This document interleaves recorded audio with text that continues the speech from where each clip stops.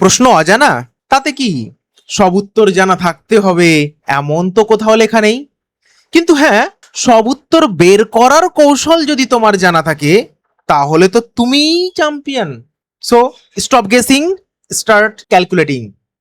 আজকের ভিডিওতে আমি তোমাকে এমন কিছু সিক্রেট টেকনিক দেব যা পরীক্ষার হলে তোমার গেসিং পাওয়ারকে এক অন্য লেভেলে নিয়ে যাবে।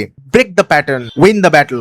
এই কয়েকটা মিনিট মন দিয়ে দেখো, রেজাল্টের দিন ঠিক কতটা পরিবর্তন আসবে তা তুমি নিজেও বুঝতে পারছো না। Ready to level up? Let's dive in. দেখো, যারা এই চ্যানেলে নতুন তারা অবশ্যই চ্যানেলটাকে সাবস্ক্রাইব করো।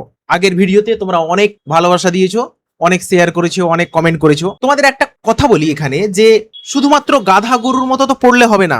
সঠিক স্ট্র্যাটেজি মেনে যদি না পড়ো তাহলে কিন্তু পরীক্ষার হলে মাথা ঠিক রাখা যাবে না, সঠিক উত্তর করতে পারবে না, আর অন্তিমে তুমি পাসটা করতে পারবে না। বিশেষ করে প্রিলিমসের কথা আমি বলছি, এবং তারপরে তো চাকরি হবেই না। তো আমরা এখানে কি করব, গেস তো করব, কিন্তু গেস করার একটা বৈজ্ঞানিক পদ্ধতি বা কিছু ট্রিক অ্যাপ্লাই করব। মানে আমি তোমাদের এগুলো হাওয়ায় হাওয়ায় বলবো না, এগুলো ওয়েল রিসার্চড টেকনিক, মানে এগুলো প্রমাণিত আর কি বলতে পারো। তো চলো তাহলে সামনে শুরু করি। দেখো, প্রত্যেকটা এক্সাম তার ইনফরমেশন লিক করে। মানেটা কি? মানেটা হচ্ছে প্রথমত তুমি আগের যে প্যাটার্ন, কোন একটা পার্টিকুলার পরীক্ষা, ধরো মিসলেনিয়াস পরীক্ষা আছে, তাই না? মিসলেনিয়াস পরীক্ষা আছে, তো তুমি যদি মিসলেনিয়াস পরীক্ষার প্রিভিয়াস ইয়ারের কোশ্চেন গুলো দেখো তাহলে তো একটা ইনফরমেশন লিক করছে যে কোন কোন জায়গা থেকে কোশ্চেন দেয়, ফার্স্ট অফ অল। সেকেন্ড হচ্ছে যে তুমি এমসিকিউ এর প্যাটার্ন, সে যে কোনো এমসিকিউ হোক, তার প্যাটার্ন দেখে বুঝতে পারবে কোনটা এমসিকিউ সঠিক হওয়ার সম্ভাবনা সবচেয়ে বেশি। ক্লিয়ার? এবারে দেখো এখানে টেস্ট ওয়াইজনেস ব্যাপারটা কি? ব্যাপারটা হচ্ছে শুধুমাত্র তুমি এমসিকিউ মুখস্থ করলে তার ভিত্তিতে তো একটা উত্তর পাবেই। এবারে ধরো তোমার জানা নেই, তখন তুমি কি করবে? তখন তুমি এখানে একটি কৌশল অ্যাপ্লাই করতে পারো। সেই কৌশলটাকে কি বলছে? টেস্ট ওয়াইজনেস। মানে ধরো তুমি কন্টেন্ট, মানে সিলেবাসের সমস্ত কন্টেন্ট পুরোপুরি তুমি মুখস্থ করলে না, কিন্তু প্রশ্নপত্রের যে গঠন এবং যে অপশন আছে সেই অপশনগুলো যদি বুদ্ধি খাটিয়ে একটুখানি দেখো তাহলে একটা প্যাটার্ন লক্ষ্য করতে পারবে সঠিক উত্তরের। আর আজকে আমি সেটাই তোমাকে শেখাবো। তাহলে এই প্যাটার্নটা কি থাকে স্যার? প্রথমত হচ্ছে যে কোন একটা ধরো প্রশ্ন থাকে, সেই প্রশ্নে চারটে অপশন থাকে। তুমি যদি সেই চারটে অপশনকে দেখো তাহলে দেখবে যে বাকি দুটো থাকে ডিস্ট্রাকশন। দুটো অপশন থাকবে চারটের মধ্যে, ডিস্ট্রাকশন থাকবে। এই দুটো প্রথমেই বাদ দেওয়া যায় একটুখানি খেয়াল করলে। কেমন? তারপরে বাকি দুটোর মধ্যে তুমি অ্যান্সার করতে পারবে। নেক্সট, চুজ করার আগে এলিমিনেট করো। মানে কেমন? মানে তুমি প্রথমে ধরো কোন একটা, এটা ধরো প্রশ্ন আছে, তুমি প্রশ্নটা প্রথমে তুমি পড়লে, এই চারটে অপশনকে প্রথমে কভার করে দিলে, তুমি বলার চেষ্টা করবে উত্তরটা, যে আদৌ তুমি উত্তরটা পারছো কিনা। যদি দেখো যে পারছো না, তারপর অপশনগুলো খুলে দাও। এরপরে দেখো আইডিয়া করার চেষ্টা করো। অপশন প্রথমে না দেখে তারপরে দেখে আইডিয়া করার চেষ্টা করো। তারপরে যদি না হয় তাহলে তুমি কি করবে? তোমার এই চারটের মধ্যে দেখবে দুটো অপশন এইরকম থাকবে, বা তোমার আইডিয়ার মধ্যে যতগুলোই হোক, একটা হোক, দুটো হোক, তিনটে হোক, তুমি বাদ দেওয়ার চেষ্টা করবে। তাহলে তুমি প্রথমে অক্সিজেন হয়তো বাদ দিলে, তারপরে এটা বাদ দিলে, তাহলে দেখো যদি তুমি দুটো না জানো তবুও তোমার সঠিক উত্তর হওয়ার চান্সটা 50% চলে এলো। তাহলে কি হলো স্যার? তুমি চুজ করার আগে অপশনকে কি করো? এলিমিনেট করো। কেমন? নেক্সট, তারপরে দেখো অ্যাবসলিউট ওয়ার্ড মানে কিন্তু রং অ্যান্সার। মানে কি? কিছু কিছু অপশনে এরকম থাকে, যেমন অলওয়েজ, এই যে দেখো এখানে কি আছে, অলওয়েজ, নেভার, অল, নান, এভরি, অনলি, এই যে এগুলো হচ্ছে চরম শব্দ। এই শব্দগুলো দিয়ে সাধারণত দেখা গেছে, রিসার্চে দেখা গেছে যে উত্তর হয় না। এখানে দেখো একটা প্রশ্ন আছে, এই প্রশ্নটাতে দেখো নান অফ দ্য অ্যাবভ, এটা কিন্তু হবে না। ক্লিয়ার? তাহলে এইরকম যদি অপশনে থাকে তোমরা পাও তাহলে সেটা বাদ দেওয়ার চেষ্টা করবে। তবে হ্যাঁ, এটা যে 100% একদম ঠিক হবে তা কিন্তু নয়। আমার মতো কিছু মাস্টার থাকবেই যারা অপশনের মধ্যে হয়তো বা অল অফ দেম অ্যান্সার দিয়ে দিল, তখন কিন্তু গচ্চায় পড়ে যাবে। ক্লিয়ার? তাহলে এটা 100% সঠিক নয়, তবে হ্যাঁ 90% তুমি ধরে নিতে পারো যে এটাই হবে। ক্লিয়ার? নেক্সট, এরপরে দেখো লেন্থ ও প্রেসিশন। দেখো প্রশ্নকর্তা কি করে, কোন একটা অপশনকে সঠিক করার চক্করে সেই অপশন লেন্থটাকে বড় করে দেয়। ঠিক আছে, আর যেটা বড় করে দেবে সেটাই মনে করো যে সঠিক অ্যান্সার। মানে ধরো একটা প্রশ্ন আছে, এখানে প্রশ্ন আছে, চারটে অপশন আছে, একটা এত বড়, এ দাগের, বি দাগের এত বড়, সি দাগের এটা আছে এবং ডি দাগের এটা আছে। তুমি মোটামুটি ধরেই চলো যে বি যে অ্যান্সার এটাই ঠিক হবে। লেন্থটা হচ্ছে খুব ভাইটাল। কিছু কিছু প্রশ্ন থাকে যেগুলো বড়, যেটা লেখা থাকে সেটাই উত্তর হয় কিন্তু। ক্লিয়ার? নেক্সট, দুটি অপশন একে অপরের মিরর, এরকম অপশন থাকে না তোমার পরীক্ষার হলে, যে এই যে ইনক্রিজ আর ডিক্রিজ এই যে অপশনগুলো থাকে, প্রশ্নকর্তা কি করে এই দুটো অপশনের মধ্যেই রেখে দেই অ্যান্সার। ক্লিয়ার? তো তোমাকে এই জিনিসগুলো খেয়াল করতে হবে, এগুলো হচ্ছে একটা সাইকোলজিক্যাল ব্যাপার। কেমন?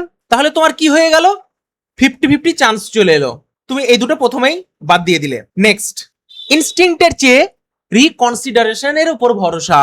মানে একটা মিথ আছে না যে প্রথম উত্তরটা দিয়ে দিলাম, তারপরে যদি চেঞ্জ করি তাহলে সেটা সঠিক বা মানে ভুল হওয়ার সম্ভাবনা কেমন।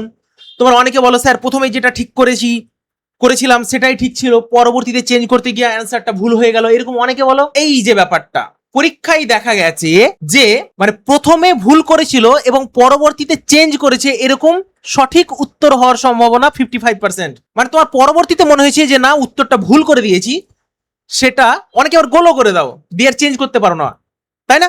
কিন্তু প্রথমে যে করলে তারপরে যে চেঞ্জ করার পরে সঠিক উত্তর হওয়ার সম্ভাবনা 55%, আর প্রথমে করেছিলে দিয়ে চেঞ্জ করলে সেটা ভুল হওয়ার সম্ভাবনা 25%। তার মানে কোনো প্রশ্ন যদি তোমার মনে হয় যে উত্তরটা ভুল হয়েছে সেটা চেঞ্জ করে নেবে, তার সম্ভাবনা 55% ঠিক হবে। এটা কেমন? তোমাদের অনেকে আবার বলে যে না স্যার মানে আমরা প্রথমটা চেঞ্জ করতে চাইনি তো ভুল হয়ে গেল, মানে ইত্যাদি ইত্যাদি অনেকে বলে আসো, এই জিনিসটা করবে না। ঠিক আছে? আরেকটা ব্যাপার হয় যে যারা ধরো রিভিশন করবে তারা এর সুবিধাটা বেশি পাবে। কেন? কারণ রিভিশন করলে তোমার পরবর্তীতে উত্তর সঠিক হওয়ার সম্ভাবনাটা বেশি থাকে। তবে দেখো এগুলো সমস্ত কিছু কিন্তু টেকনিক, অপটিমাম নয়। তুমি কোনো উত্তর জানো না, ধরো তোমার 110 হচ্ছে কিন্তু তুমি জানো যে এই পরীক্ষার প্রায় কাট অফ 115-র আশেপাশে হয়, মানে তোমাকে এনিহাও আরো 10টা উত্তর করতেই হবে, নইলে তুমি প্রিলিমস পাস করতে পারবে না, ধরে নিচ্ছি আমি তর্কের খাতিরে। তখন কি করলে কিছু অজানা প্রশ্ন থাকবে যেগুলো এই টেকনিক দ্বারা তুমি সঠিক করতে পারবে, মানে তোমার সঠিক করার সম্ভাবনা, ধরে নিলাম আমি 90% যাচ্ছি না, আমি যা কিছু বলছি 50%, তবুও তোমার নম্বর অনেকটা বেড়ে যাবে, 4-5 নম্বর বেড়ে যাবে। ক্লিয়ার? নেক্সট, কিছু কিছু মিথ আছে, কেমন? যেমন অলওয়েজ পিক সি। অনেকে কি করো বলো যে স্যার মানে সিটা ঠিক হওয়ার সম্ভাবনা বেশি, অনেকে আবার ওএমআর সিটা আবার ডিজাইন করো A C B D, A B এইভাবে ডিজাইন করো, অনেকে আমি দেখেছি, অনেকে ডিজাইন করো। এইসব চলবে না, এই রকম গেসিং চলবে না। যদি গেস করতেই হয়, উত্তর যদি সঠিক করতেই হয়, তাহলে সায়েন্টিফিক ওয়েটা মেনে করো, সম্ভাবনা বাড়বে। কেমন? তারপরে দেখো longest option is a guaranteed rule. দেখো না, লংগেস্ট যেটা অপশন সেটাই একদম ঠিক হবে, আমি যখন এখন বললাম সেটা কিন্তু কখনোই একদম ভেবো না। কারণ হচ্ছে যে এগুলো হচ্ছে নর্মাল একটা পরীক্ষার ক্ষেত্রে হতে পারে, কিন্তু ডাব্লিউবিসিএস বা ইউপিএসসির মতো পরীক্ষাতে, মানে যেগুলো ভালো ভালো হাই লেভেলের পরীক্ষা, সেখানে মেন্স পরীক্ষা বলো বা প্রিলিমস পরীক্ষা বলো, সেই সমস্ত পরীক্ষাতে এই সমস্ত ট্রিক অ্যাপ্লাই করতে যেও না, অনেক নম্বর কাটা যেতে পারে। ক্লিয়ার? তারপরে দেখো never change your first answer. এই যে ব্যাপারটা, এরকম কোনো ব্যাপার নয় যে তুমি একদম প্রথমটা, মানে তুমি প্রথমে যে অ্যান্সারটা করলে সেটা কখনোই চেঞ্জ করবে না, এরকম অনেকে বলে। এরকম কোনো ব্যাপার নয়। তোমার যদি পরবর্তীতে উত্তরটা সঠিক বলে মনে হয় বা উত্তর পরিবর্তন করার, মানে তোমার ধরো উত্তর মনে হলো যে না উত্তরটা মনে পড়ে গেছে সঠিক উত্তর, তাহলে তুমি করে দেবে সঠিকটা। ক্লিয়ার? একদম দ্বিধাবোধ করবে না। তবে হ্যাঁ, বারবার করে আমি বলছি রিভিশনটা মাস্ট। তুমি যত রিভিশন করবে, যত এমসিকিউ প্র্যাকটিস করবে, তোমার উত্তর সঠিক হওয়ার সম্ভাবনা তত বাড়বে। তুমি যেটা গেস করবে সেই গেসিং পাওয়ারের যে সঠিক হওয়ার সম্ভাবনা সেটাও বাড়বে। ক্লিয়ার? তারপরে দেখো random guessing is as good as strategy. দেখো এলিমিনেশন যে মেথড সেটা কিন্তু সবচেয়ে সেরা, এটা মনে রাখবে। তুমি যদি তোমার যে কোনো উত্তর তুমি যত এলিমিনেট করতে পারবে তোমার সম্ভাবনা বেশি। মানে ধরো 4টে অপশনের মধ্যে যদি একটা অপশন এলিমিনেট করতে পারো তাহলে তোমার উত্তর সঠিক হওয়ার সম্ভাবনা 25%। তুমি যদি 2টো অপশন বাদ করতে পারো তাহলে 50%। তুমি যদি 3টে অপশন বাদ দিতে পারো তাহলে তো 100% তোমার সম্ভাবনা চলে এলো। ক্লিয়ার? তাহলে সবসময় দেখো লজিক নিয়ে পড়বে, লজিকের চেষ্টা করবে। কেমন? তাহলে এলিমিনেশন পদ্ধতিটা অ্যাপ্লাই করার চেষ্টা করবে।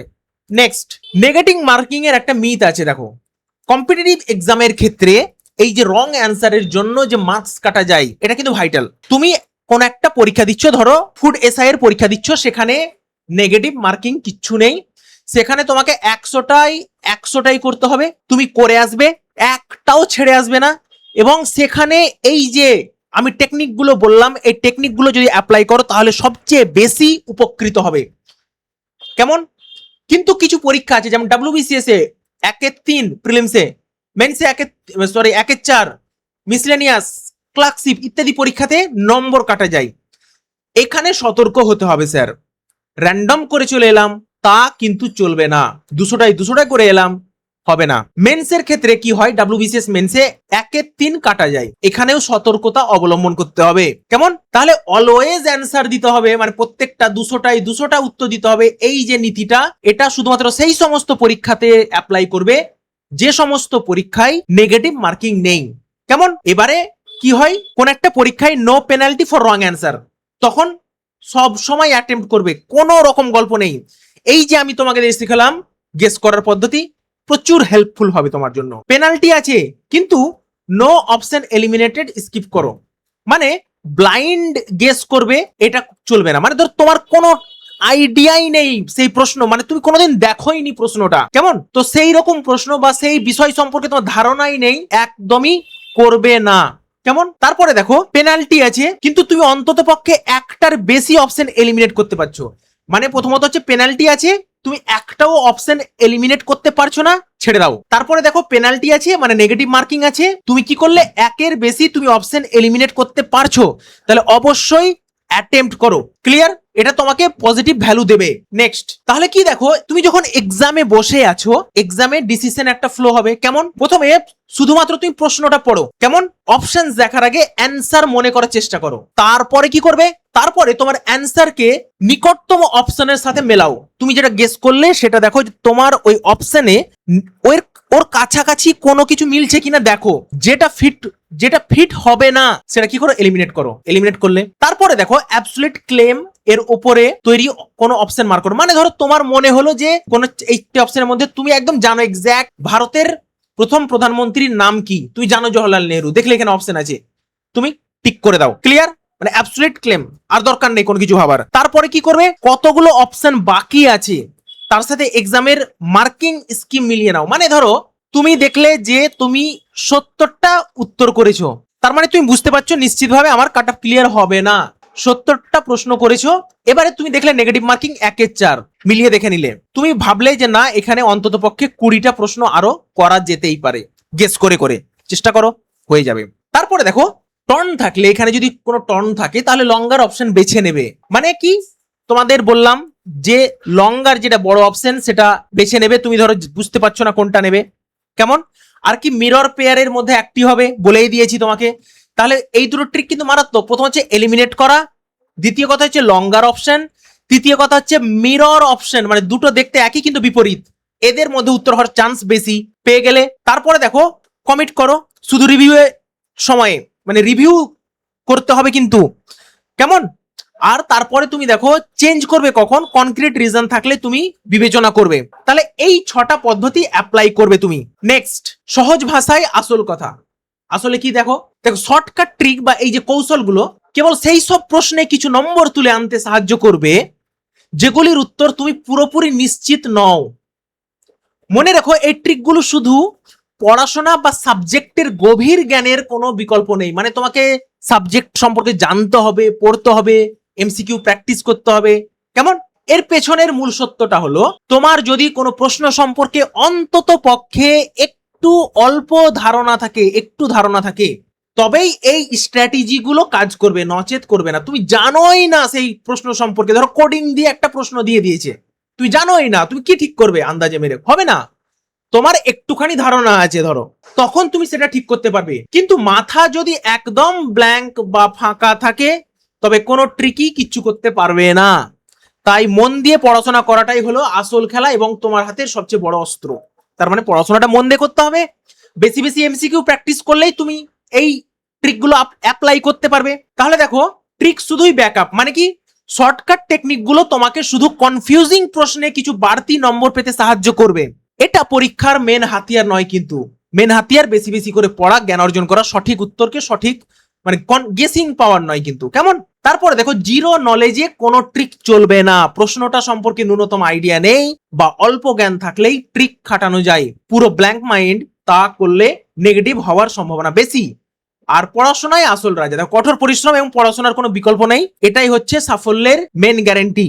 আশা করছি ভিডিওটা তোমাদের ভালো লেগেছে। তো ভিডিওটা শেষ করার আগে একটা কথা বলি তোমাদের, যে তোমরা ভিডিওটা অবশ্যই লাইক করবে, শেয়ার করবে এবং সাবস্ক্রাইব করবে চ্যানেলটা, বন্ধুদের মাঝে শেয়ার করে দিও। তোমাদের WBCS প্রিলিমসে কত স্কোর হচ্ছে, স্কোরটা তুমি আমাকে বলবে, এবং কটা গেসিং করে তুমি ঠিক করেছো সেটাও পারলে নিচে লিখে দেবে। কারণ দেখো, WBCS বা প্রিলিমসে অনেকেই আছো যারা 0.5 বা 0.33 ইত্যাদির জন্য আটকে যাও। আমি এটা চাই না। তোমরা কিছু নম্বর, অন্তত পক্ষে 5 থেকে 10 নম্বর এই গেসিং পদ্ধতিতে তুমি তুলে নিতে পারো বা হাতিয়ে নিতে পারো, যেটা তোমাকে বাকি স্টুডেন্টের থেকে এক ধাপ এগিয়ে দেবে। চলো তাহলে আজকে এ পর্যন্তই, দেখা হচ্ছে পরবর্তী ভিডিওতে।